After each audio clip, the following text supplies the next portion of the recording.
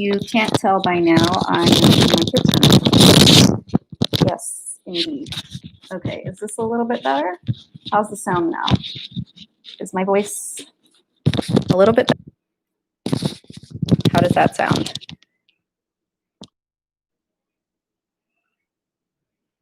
Haneen, can you let me know if the sound quality is better now?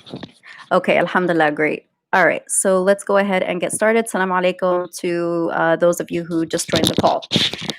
So this is the third video in a mini series on marriage. And what we're going to focus on tonight, inshallah, is life after the honeymoon phase.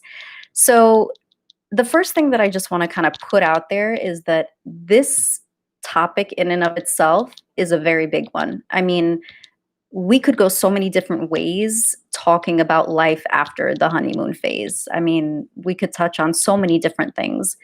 What I care to do is to hopefully describe aspects of life after the honeymoon phase that nobody told me the first time that I got married.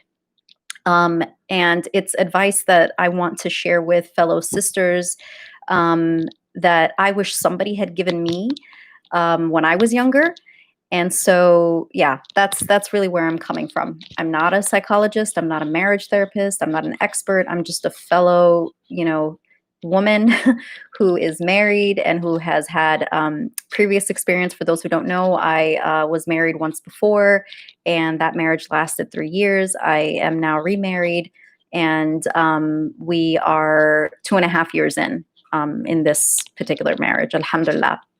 So some of you on the call might be married women yourselves. Some of you may be younger sisters who are considering marriage at this age, and some of you may be well into your marriages. So I'm sure that we are all, all over the spectrum as far as our experience is concerned. And please feel free to leave comments, questions in the live chat box. Oftentimes I find that fellow sisters who are on these calls share a lot of very good advice and very good, just insight. And that's really the benefit of doing these kinds of conversations, inshallah. Okay, so let's go ahead and let's jump right in. So if you didn't have a chance to watch the previous 2 videos that I did in this series, I do want to encourage you to do that because they kind of do build on each other. The first video, we talked about preparing for marriage, sort of where you need to be in your life before you can make that change and before you can jump into that chapter in your life. And then from there, we talked about divorce, the very taboo subject that nobody ever wants to really discuss. And I guess rightfully so. It's a difficult experience. It's a difficult issue. But we do need to talk about it because it is a reality, unfortunately. And so in both of those videos, I really tried my best to hammer home the importance of keeping at the center of your mind as Muslims what the purpose of marriage is. And in this video regarding the post-honeymoon phase, that's no different. The moment you start to lose sight of the purpose of marriage, things quickly become very difficult, in my experience. When I am going through those ebbs in my life or those moments and phases in my life where my iman might be a little bit weak, where I am too caught up in the dunya, I'm too caught up in the day-to-day grind, and my worship is not where it needs to be, I find that, subhanAllah, my marriage is also not in the best of places either. Or at least I feel that way. I sense that.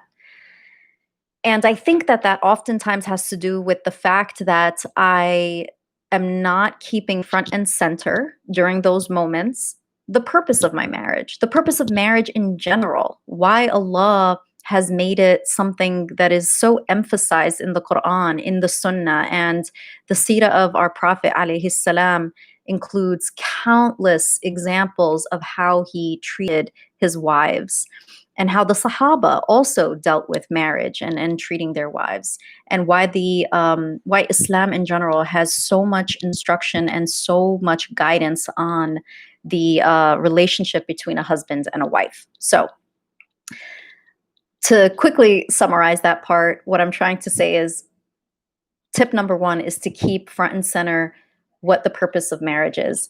And we know that it is to complete half our deen, right?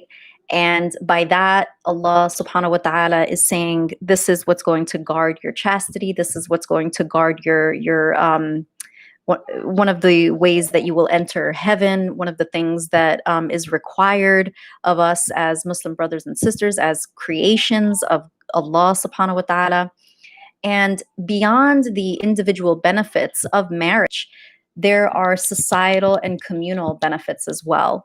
In traditions, even outside of Islam, marriage has always been recognized as a very important aspect of human civilization. It is the one of the structures, or for lack of a better word, one of the institutions that helps the society to maintain its health and its social well-being. So if we keep that in mind, we can now identify two things that oftentimes shock us in the post-honeymoon phase. So when we gear up to get married, we're excited. Many of us are just kind of waiting for that moment to find the one, the spouse. And it is exciting. You should enjoy it. It's definitely an important chapter in your life, of course. But in our society, I think secular society, as well as the Muslim community, we tend to romanticize marriage way too much. We place a lot of emphasis on the joy factor that comes from being in a relationship. We place a lot of emphasis on the early years. And in general, we just live in a society and a culture now where everything in front of us is a picture perfect scenario of what type of life other people are living, right? And I don't need to go into this too much because I think it's been said enough that scrolling through your social media feeds, you're hearing sound bites and you're seeing snippets, and also very filtered snippets of other folks' lives, and it's not reality. It is not reality. And the best way that I have been able to protect my heart and my mind and myself and my spirit from that fakeness is to be very diligent and very careful about what I expose myself to on my social media feeds.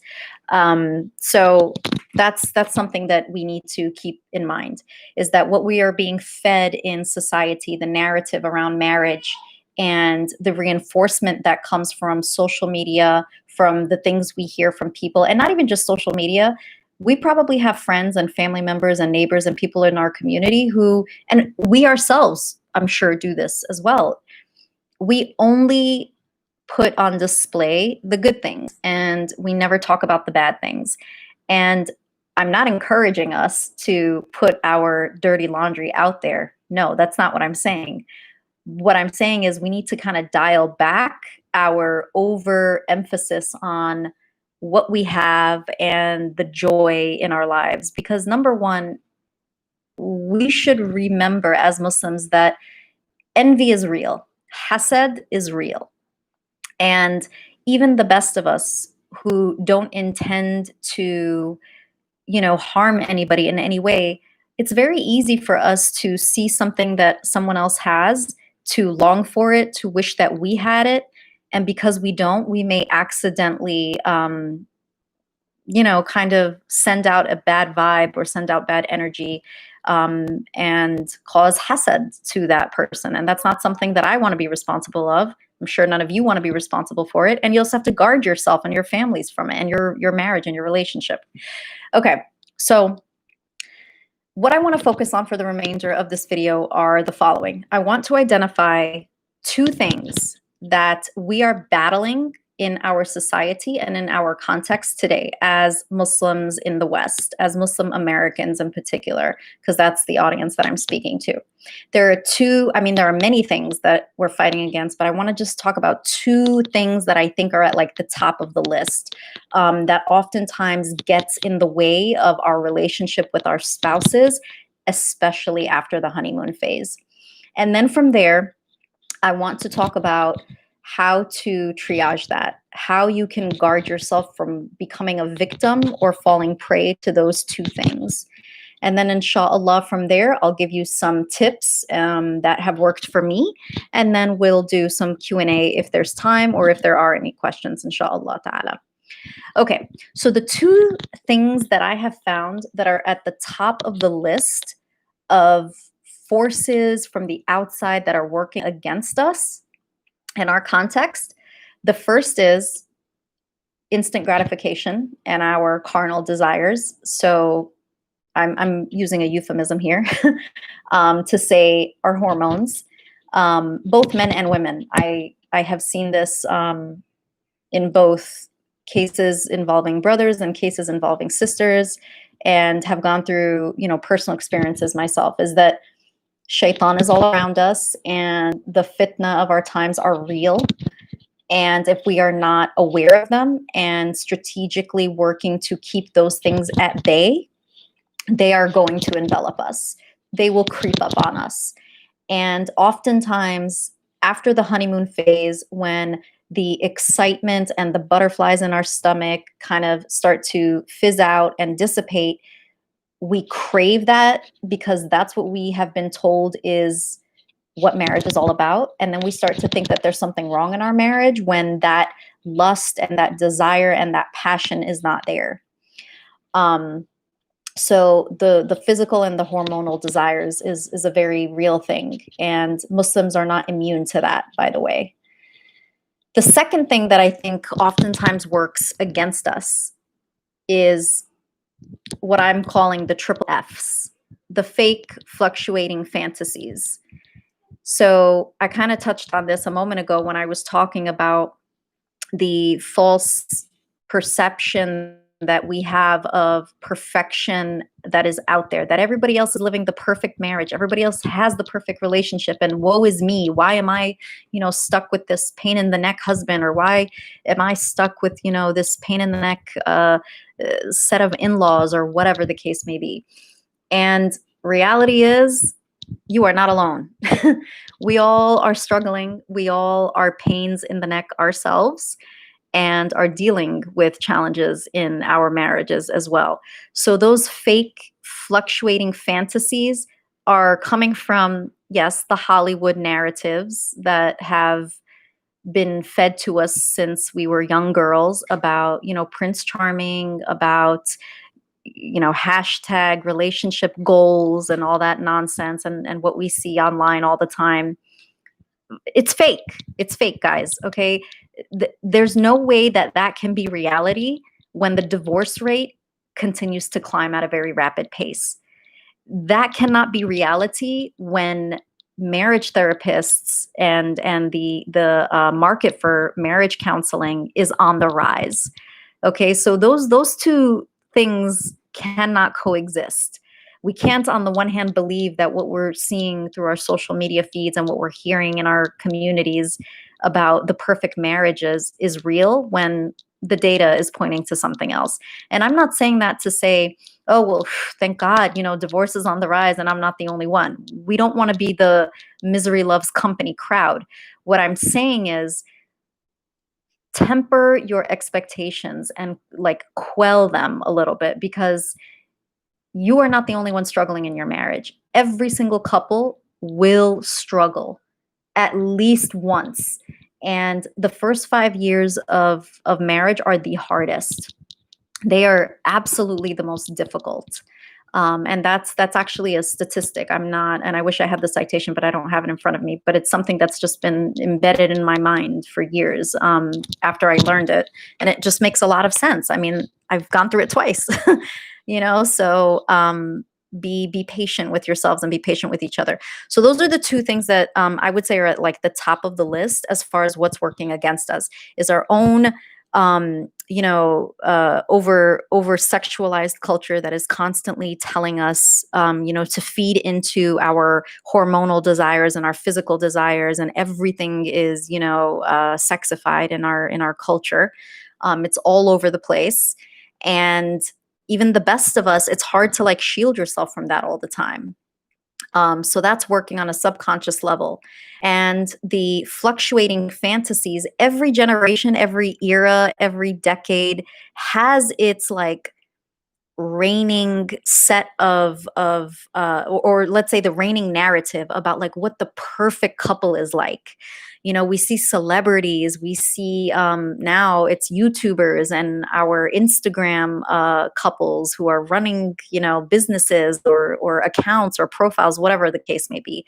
That's not the ideal for which we are striving, and we have to remember that that is not the ideal. Meeting those kinds of goals, first of all, it's impossible because these folks themselves aren't even living that reality. And secondly, are those relationship goals the goals that are going to grant us entrance into Jannah? I don't think so. So again, remember the purpose of marriage here.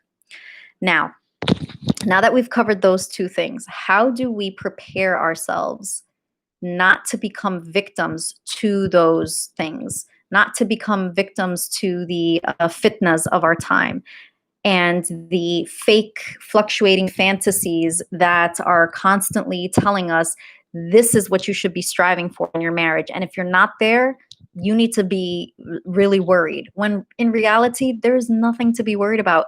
You're the normal one. Your marriage is the normal marriage. Okay. So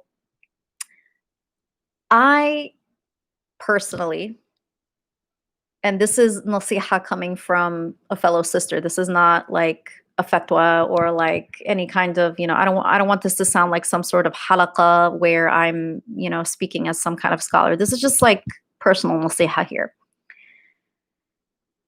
I constantly remind myself that shaitan is all around us. And when we are not close to Allah subhanahu wa ta'ala, we are fully exposed to his tactics, to what he is trying to do in the limited time that we have here in the dunya, which is to destroy humanity, basically. Shaitan wants your marriage to fail. Okay, nothing pleases him more. We know this. He's working 24/7 on making sure that your marriage and my marriage fail. And not only that they fail, but they go down, burning. Okay? Some examples of how shaitan is achieving this. Marriage culture has steadily and now ever more rapidly, marriage culture is dying. We see more and more, especially with my generation, millennials, opting out of marriage, asking themselves, why would I want to put myself in that situation? What do I gain from this? If divorce is on the rise, what's the point? More and more, we are finding that humanity is isolated from each other. The extended family model is dying. More and more, we are seeing single family homes. More and more, we're finding that husbands and wives are like ships in the night passing each other. More and more, we are finding ourselves unable to communicate to our spouses, the people we see and spend the most time with in most cases. We're speaking and we're not being heard. We're being spoken to and we're not understanding. There's a communication issue between husbands and wives, and that is certainly not accidental. That is not accidental. There is a cloud living in many of our homes and in many of our relationships. May Allah protect us. And so every which way we turn, subhanallah, marriage is being attacked. Whether we're thinking about postmodern, ideologies like feminism and atheism and other secular isms, that if you follow them to their logical conclusions, are pointing to you should be single and isolate yourself and go after, your individual goals. And so we should be prepared for this. We should be wiser. We should outsmart shaitan and be prepared for the challenges that are going to inevitably knock on our doors. And I guarantee you this, sisters who are not married, who are listening, know that you are going to have to fight for your marriage. You have to, because everything in our society today is antagonistic of marriage.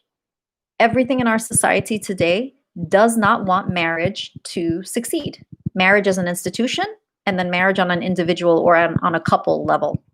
Okay, the family model is dying. So you and your spouse have got to be the biggest cheerleaders for your relationship. You have to believe in your relationship more than anybody else, because nobody, not even a marriage counselor, is going to do that work for you. Nobody. It's you and him. And if there are any brothers listening, it's you and your wife. Nobody else is going to do that work for you. And so the two of you have got to work as a team. You have got to be on the same page. Okay? I know this sounds really morbid, but I want to be very honest. I don't want to paint, a sugar-coated scenario for you about the difficulties in marriage. This is real. Okay, so that's the first thing, is you need to prepare for reality. I want you to throw out those expectations. If you are married and struggling, if you are on the cusp of getting married, my advice to you would be to begin seriously looking at the information that you are ingesting on a day-to-day basis. What models of marriage are you exposing yourself to? If it's not the Islamic one, you need to toss it out the door, because it's setting you up to believe in something that does not exist, first off, and something that will not grant you any kind of harmony in your marriage, secondly. And thirdly, it's going to lead you down a pathway that will actually be counterproductive to your marriage. So be very careful about what your vision is for what you're expecting your marriage to be like, and shift that vision. Okay. Now, in keeping with the idea about preparing for reality, we know that there are forces working against us, so we are actively cheerleading for a relationship. The second thing is, oftentimes after the honeymoon phase, we are so sorely disappointed in our spouses. Wives to husbands and husbands to wives. Why? Because again, we had certain expectations that were false to begin with and unfair of ourselves and of each other. And when reality sets in, we are so heartbroken. We are so shocked. We are so, we're in disbelief that this is what's happening. And on the one hand, disappointment and failure to meet expectations is in and of itself, I think, heartbreaking. But I think what's more catastrophic about having your expectations expectations not being met, especially when it comes to the topic at hand, which is marriage, the more catastrophic thing here is that we catastrophize that disappointment. Our brains oftentimes automatically jump to, oh my God, I made the wrong decision. Or, oh my God, this is going to be a disaster. Or, oh my God, this is a catastrophe. It's a nakba. Like, my marriage is already on the rocks and we're 1 year in, or 1 month in, or whatever the case may be. We take this image of perfection and we compare it to our reality after the honeymoon phase, and we think we are doomed because, oh my goodness, this is not how it's supposed to be, right? No. Ikhwati, no. You've got to realize that our expectations to begin with were false. Our expectations to begin with were not reality. Reality is what happens in real life. It's what's in front of you. It's the man in front of you, good and bad, in everything that you see. Reality is you're good and you're bad in front of him.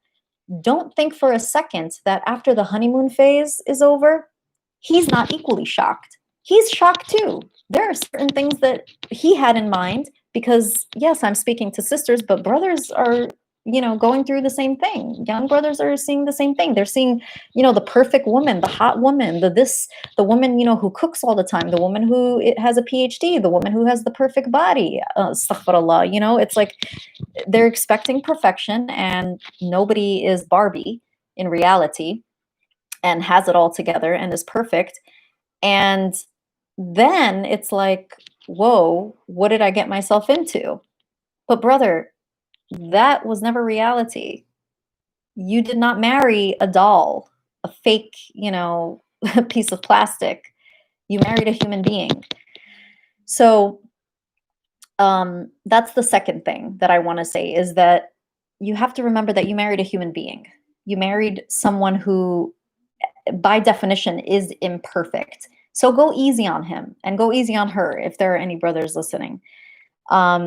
Our Prophet alayhi salam said, when you find qualities in your spouse that displease you, remember the good qualities. And this is the same thing as what we're told in our secular society about focusing on the positive. It's the glass that's half empty versus the glass that's half full. And one of the things I didn't say at the beginning of the video, which I should have said, is nothing I'm saying today has to do or applies to extreme circumstances. There are legitimate situations and relationships where what I'm saying is not applicable whatsoever, because there are serious issues there that need to be dealt with. And that's not what I am talking about. That's beyond the scope of this video, and it's beyond my expertise or what I feel comfortable discussing. I'm talking about those of us who are in decent marriages, normal marriages, where there are good times and there are bad times, there are challenges and there are blessings, and even the challenges themselves are blessings. That's who I'm speaking to. Okay, so remember the good qualities, because the more that whatever you focus on, that's what's going to be amplified. And that's true of anything in life. I know I might be preaching to the choir here, but that's true of anything in life, that whatever you choose to focus on, that is what will be magnified. The more that you express gratitude for the good qualities that your spouse has, the more Allah will give you, the more Allah will bless your marriage, right? Allah subhanahu wa ta'ala tells us that those who express gratitude for what they are given, Allah will increase their reward. Allah will increase what He gives us. So let us focus on the good qualities in our spouses, even during the tough times. I know it can be very hard. Focus on His good qualities, because He's got many. Otherwise, you would not have married Him. Okay.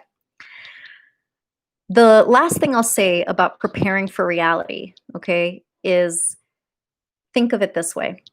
In every other relationship in life, outside of the husband-wife relationship,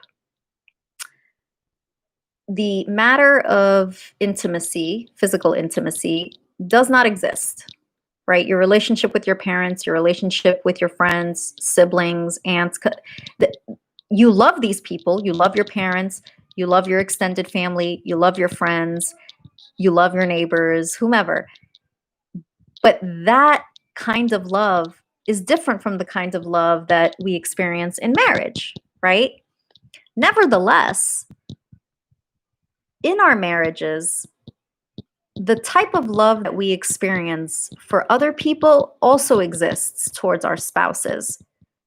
The only difference is that there is the physical intimacy aspect that is also included in our relationship with our spouses. But otherwise, love is love in its very essence, in its very definition.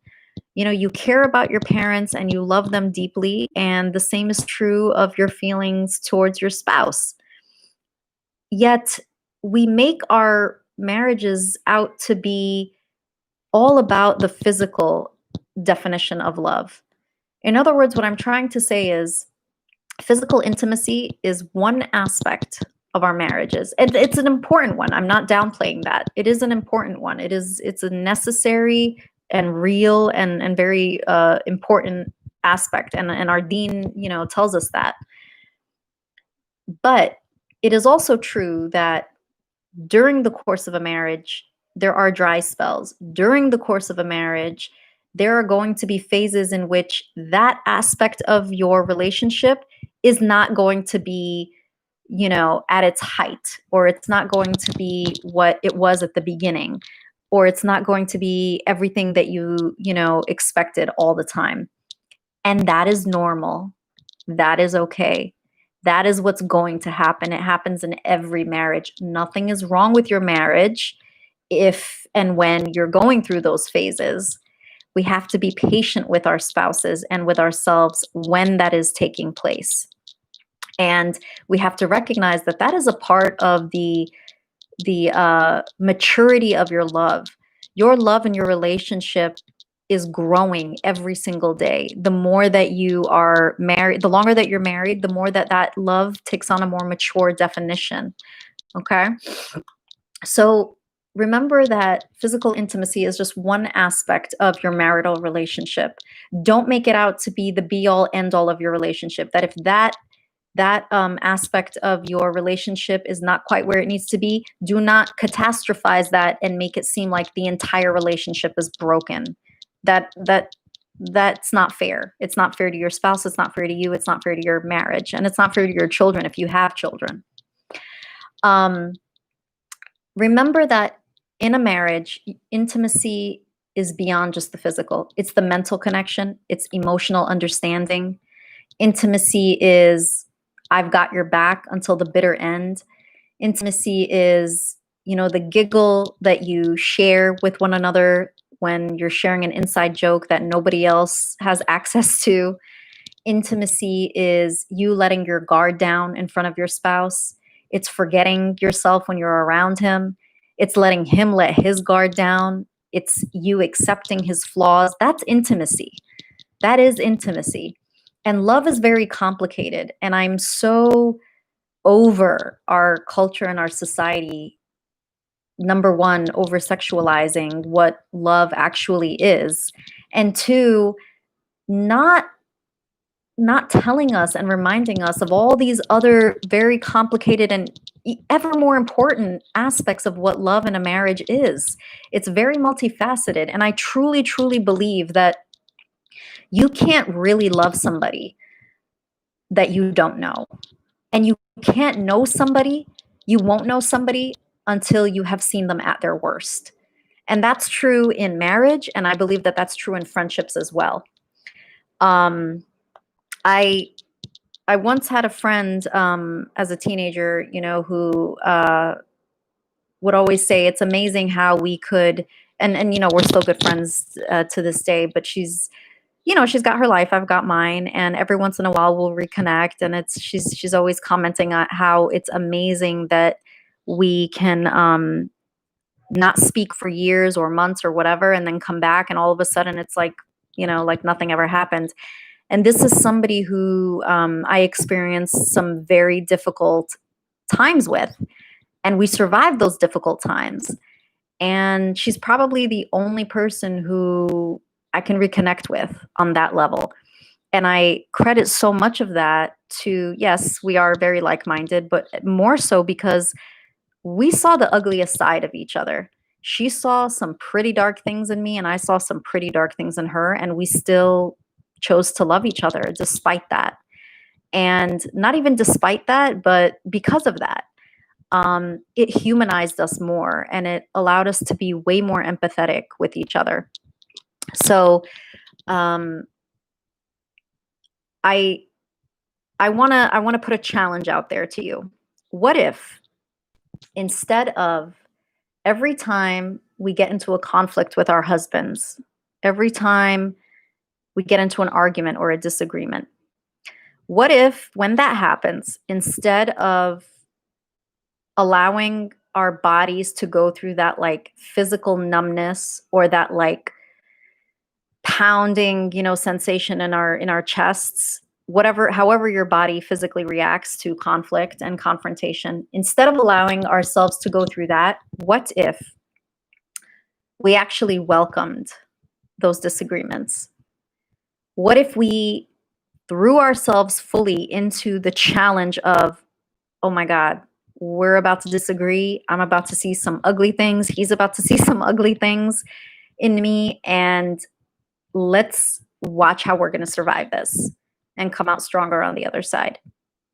What if we actually accepted the challenge and turned the tables and made that an opportunity to strengthen the relationship? I wonder what would happen.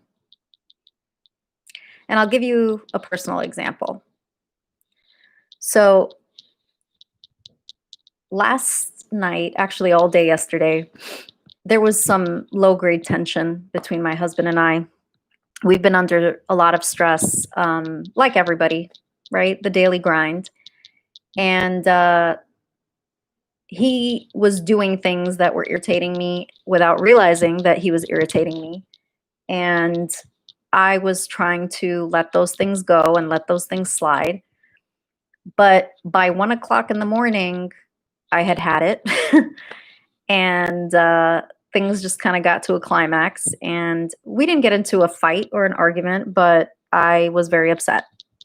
And I had a very hard time communicating with him. And so, he says to me, why are you giving me the cold shoulder? Are you ignoring me now, etc.? And my response to him was, I'm so upset right now. I don't want to say anything that, I'm going to regret or something like that.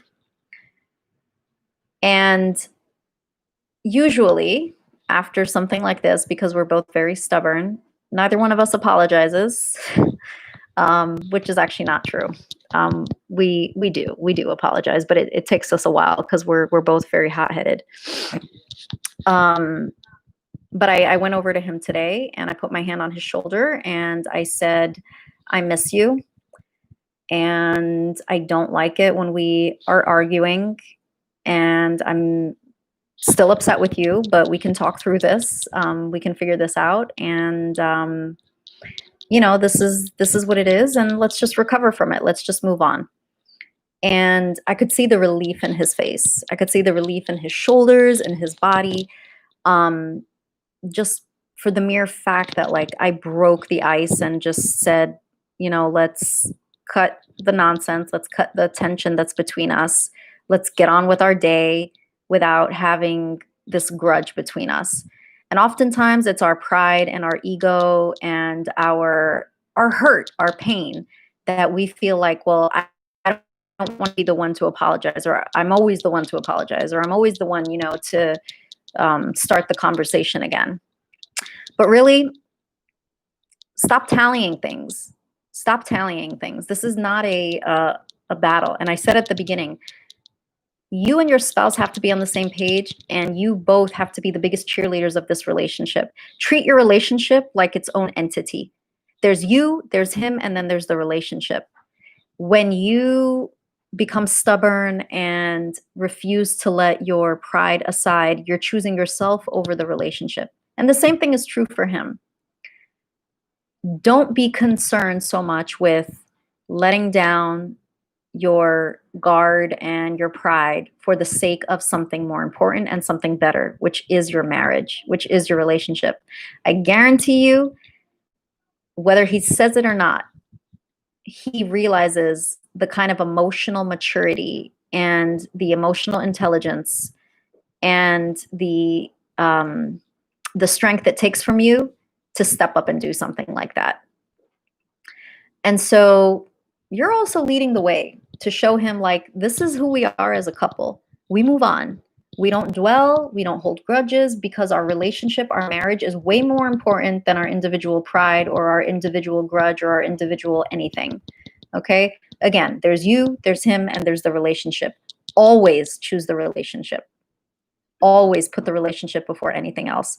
I know our society tells us to put ourselves before everybody else, but that's what has gotten us to the place that we're at in our society, is that selfishness, that individualism that ultimately leads to isolation, to unhappiness anyway.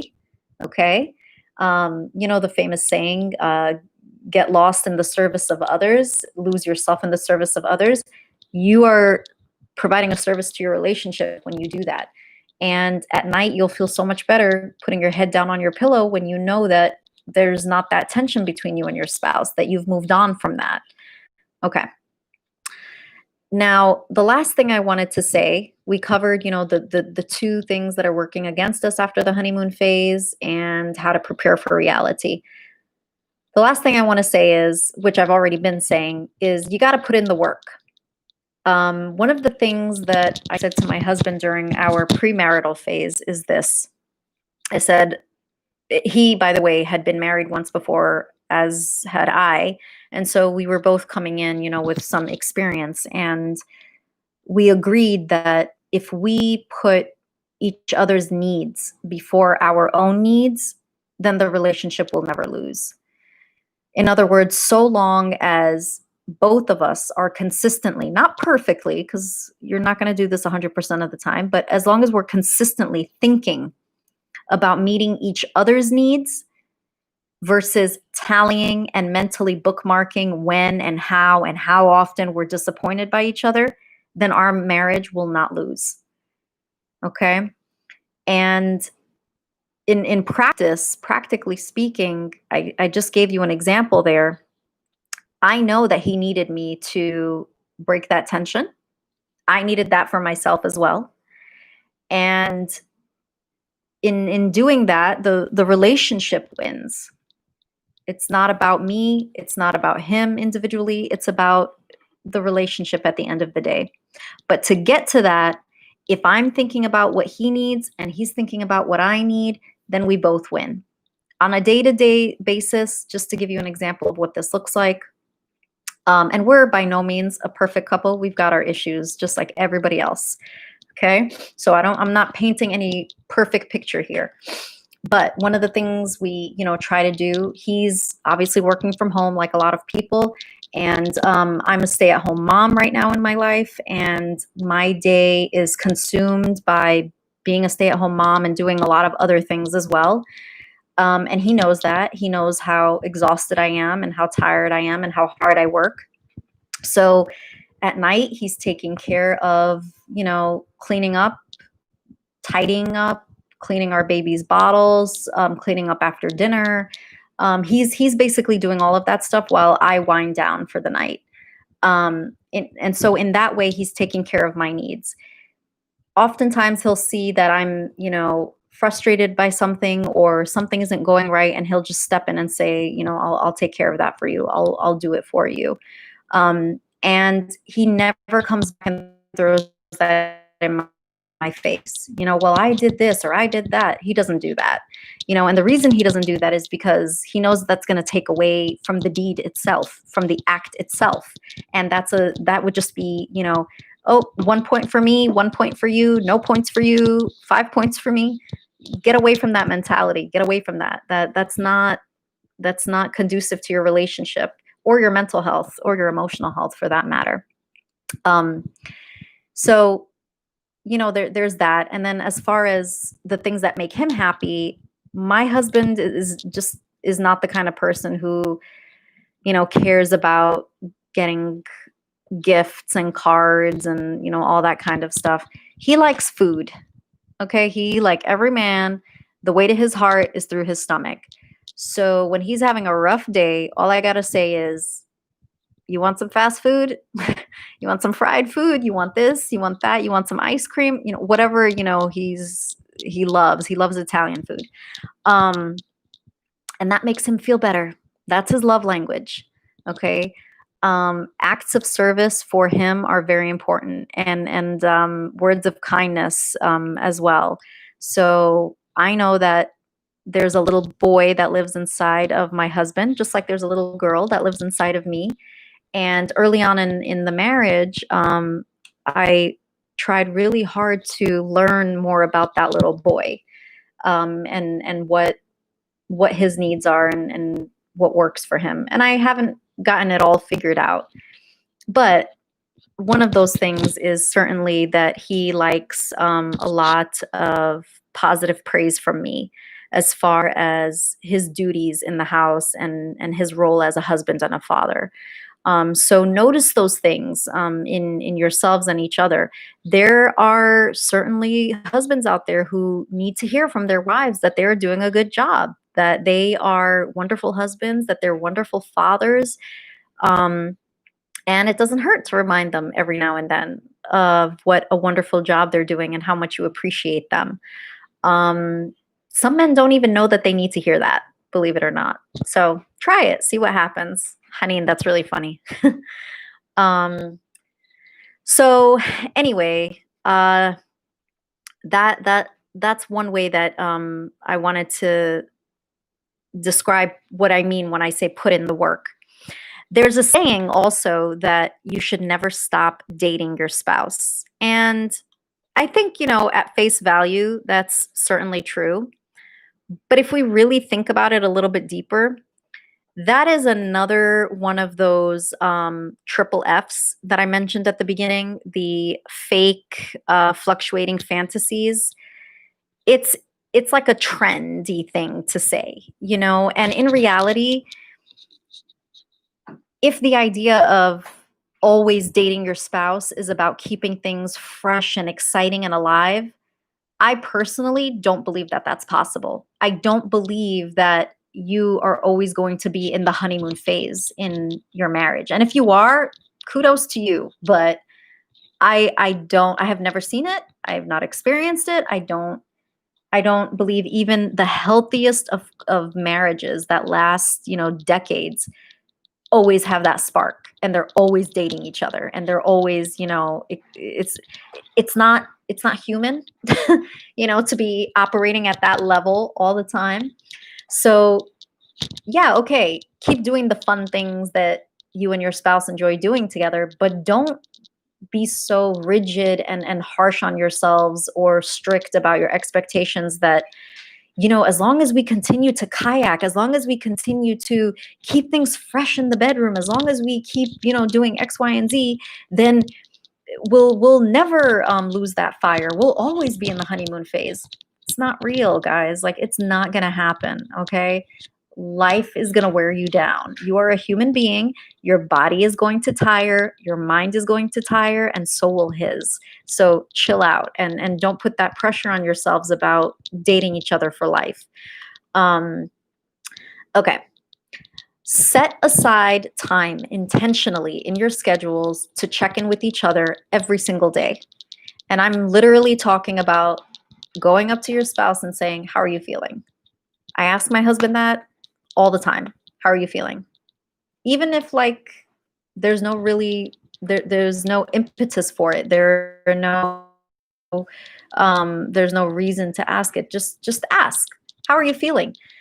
I personally, and my husband's the same way, but I know a lot of people are too. What a relief for somebody to seriously be interested in hearing your answer to that question. You might be going through a ton of things in your day. You don't even know how you're feeling. And for somebody to stop you in your tracks and say, "Hey, how are you feeling?" It's like, what a relief. What a blessing. Somebody genuinely cares, and for that person to be your spouse, even better. Even better. Look at the intimacy there. Look at the connection that you're going to have with one another. Yes, absolutely, Sister Deborah. Thank you for sharing that. You're absolutely right. The other thing is learn each other's love languages. This is based on a book by a psychologist. You can take this little quiz, and I'm not saying to base your entire marriage on this quiz, but it's another tool to help you understand each other, and it's pretty accurate. There are different ways that every single one of us likes to show love, and different ways that we like to receive love. And so, like I mentioned earlier, my husband thrives on acts of service and words of encouragement. And so, getting him gifts, okay, maybe that might be something that I really like. I don't, by the way, but let's just say that's my love language. And so, I'm doing that for him because it's something I would like. He's not going to respond to it. And then I might be sorely disappointed. So the way that we want to be treated by our spouses is not necessarily how they want to be shown that they are loved. You've got to learn each other's love languages. I love receiving cards from my husband and from people in general. I love it because it's something that I can hold on to. Words are very powerful. My sister's in front of me and she's laughing at me because she knows me very well. But I love cards. I hang on to them for years and years and years. And I would beg my husband to write me a card. And because to him, that's something that seems so like inadequate or like silly, he's just like, it took him 2 years to write me a card. 2, guys. 2 years. And this is somebody who's actually very good at language and words, but he's like, I mean, you deserve more. I should be doing something bigger for you. And I'm like, no, that's for me, that's huge. And so when I was gushing at, the letter that or the card that he gave me for our second anniversary, he was just like, that's literally all I had to do. So listen to each other. Okay. We're constantly telling each other what we like and what we don't like. So listen to each other. Oh, yay. I'm not the only one. Great. Also learn each other's personalities and temperaments. Is your spouse an introvert, an extrovert? In my first marriage, I'm an introvert. In my first marriage, my husband was a big extrovert, and it was overwhelming for me. That's not to say, by the way, that introverts and extroverts can't have a successful marriage. That's not what I'm saying. I'm just saying that for me, it was too much, being around people all the time and needing to be at social gatherings all the time and around family all the time. And I just it was really overwhelming for me. And so he didn't realize that. He didn't realize how that would like burn me out. And then when it was time for us to be alone, I was just like, I'm consumed. Like my battery is drained. I don't have time to give anything because we've been around people all day, all week, all month, whatever. So learn each other's temperaments and again, schedule time for each other and for yourself as well. The last thing I wanted to say about this is this. You have got to build goals together. Remember how we said there's you, there's him, and then there's the relationship? All too often, marriages begin with two individuals who never really came together as a couple as far as their goals are concerned and their future is concerned. Not enough time is spent in the premarital phase talking about the practical things. Not enough time, I think, is spent in the premarital phase talking about finances and children and, where we're going to live and like our academic passions and our hobbies and the things that we are interested in. You got to need to be noted by your spouse and vice versa. And then from there, you've got to figure out what's the priority here. Because there's you, there's me, and then there's our relationship. And we're both going to make sacrifices. Both the husband and the wife are going to make sacrifices for the sake of the relationship. So when a sacrifice is made so that you're not left feeling bitter that, oh, I had to put my passion for art on the side or I had to put my career on hold. Were you aware as a couple that that was something that you were going to do? Because you should have communicated about that. And if you didn't, now is the time to hit the reset button. Sit down and create united couple goals. This is where we want to be in a year. This is where we want to be in 2 years, 5 years, 10 years. This is our vision for our family, for our life together. So that when the day-to-day things are happening and he's making sacrifices, he's not blaming you for that. When you're making sacrifices, you're not blaming him for that. Because at the end of the day, it's about the shared goals that you created together. Yes, exactly. So that's all I wanted to share as far as this topic is concerned. And inshallah, something I said resonated with somebody somewhere. These are things that I sat down and said, I wish somebody had really been explicit with me about these items because they were not on my radar when I was, in my 20s and what I was doing in my youth, in my younger years. So I will leave. Sorry, I went way over. I wanted to leave the last 15 minutes for Q&A, but I'll stay on for another 10 or 15 minutes to answer any questions. If there are any questions, there may not be any questions. And inshallah, I pray, bi'Iznillah wa ta'ala, may Allah, bless every single relationship and marriage between every Muslimah and Muslim brother in in our world, in our nation, in our all across the globe. I mean, this is something that really affects all of us. May Allah open our hearts to each other for the sake of our relationships and for the sake of our children and for the sake of our extended families and communities. May Allah guard us from the fitnas of our time, give us clarity to see with our hearts and not merely with our minds. May Allah keep us close to Him always, inshallah. Okay, let's do some Q&A. Oh, thank you, Sister Deborah. Any benefit is always from Allah. And please forgive me for any, things that I may have said that may have come off offensive or, rude or anything like that. It's never my intention to come off that way. I'm just trying to be as sincere as possible. So yeah, and also thank you so much for taking the time out of your evening to join me for this conversation.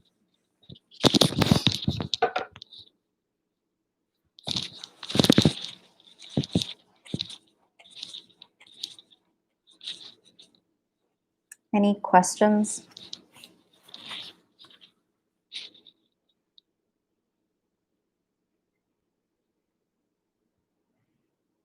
Okay, well, it looks like there are no questions.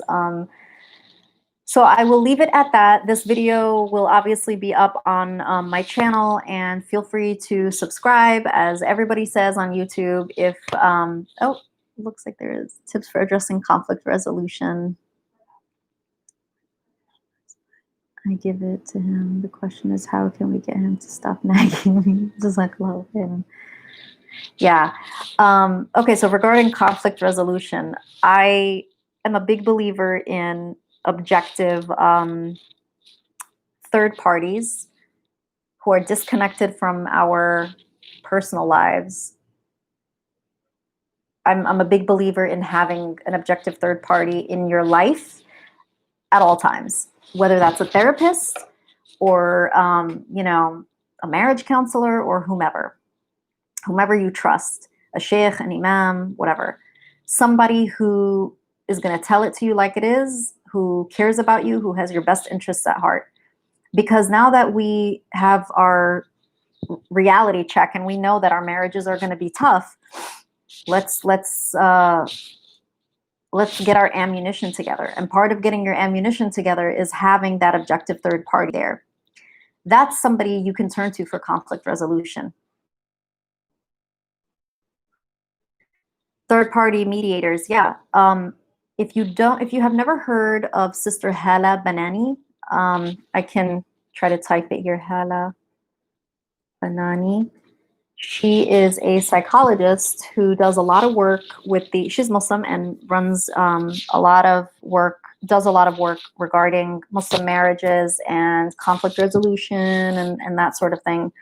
But it doesn't necessarily have to be somebody who's Muslim. If that is not at your disposal, you can go to a non-Muslim therapist who is going to be able to just hear you guys out, somebody that you and your spouse feel comfortable with. Don't wait for things to get to such a critical point that you're like, now we need marriage counseling. Don't wait for that. That's by the way, that's I think a mistake that a lot of us make, is we wait until things get so intense and so challenging, and then we seek expert help. But if it's an objective third party, first of all, be private about it. Nobody needs to know other than you and your spouse. You don't need to tell your mom. You don't need to tell your mother-in-law. You don't need to tell anybody. Nobody needs to know. You can have this person. It's just like a visitor, let's say, that you go to with your spouse once a month, once, a week, however long you need, to just sit there and process things together. Okay, especially when you guys are still getting to know each other. Sometimes if you come from different cultures, if you speak different first languages, it can be helpful to have somebody there who's saying, okay, this is what I'm hearing, this is what I'm seeing, because that person is on the side of your relationship. That kind of therapist is championing for the relationship. When you are seeing things only from your perspective, when he's seeing things only from his perspective, that person is going to come in and say, this is what you guys need to do for the sake of your marriage. And I personally think that that kind of insight is invaluable. I think that we live in a day and an age where we are all so lacking in our ability to listen and in our ability to be heard. And I said it at the beginning, I think that this is part of the fitna of our time. There's a lot being said and very little being heard. So I'm a big believer in being proactive. I don't think that we should wait for things to get to a place where they're irrecoverable or where they're too challenging or where there's, a lot of conflict. Get over the stigma, that exists in our communities about mental health and about counseling. And fine, you don't want to use the word counseling, you don't want to use the word therapy, then don't use it. Just turn to somebody, anybody that you trust and that has the skills and the expertise to sit there and say, now, you're doing this, he's doing this. You guys got to come together and remember the purpose of marriage. You got to remember what's important and what's on the table. And somebody who's going to de-escalate things, not somebody who's going to sit there and allow you to go on and on and on venting. Because sometimes when we spend too much time venting and only identifying the negative things, and I'm guilty of this, by the way, then it's like you've catastrophized the situation. You've blown it out of proportion. It's not that serious, and I need that objective person to come in and say to me, look at all the great things in your marriage. Look at how wonderful things are going. You got to celebrate these amazing things that are happening in your marriage. Things overall are great. But again, it's that reel of perfection that's in our minds that is constantly making us feel like we're living inadequately, or that our husbands are inadequate, that they're not what we thought they were, or you've changed. Well, that's not fair. That's not fair to say that to them or to hold them to, that kind of expectation. Marriage is for life. Of course he's going to change. You're going to change. That's life. That's how it is. And so because the person changes, now you're going to walk out on all these beautiful memories and these wonderful things. And again, I'm not talking about extreme situations here. I'm not talking about that. I'm talking about the general us that lives in the middle of the spectrum, that's just allowing ourselves to get so swept up in the culture of perfection and the romantic impossibilities that Hollywood has painted for us. None of it's real, guys. None of it's real.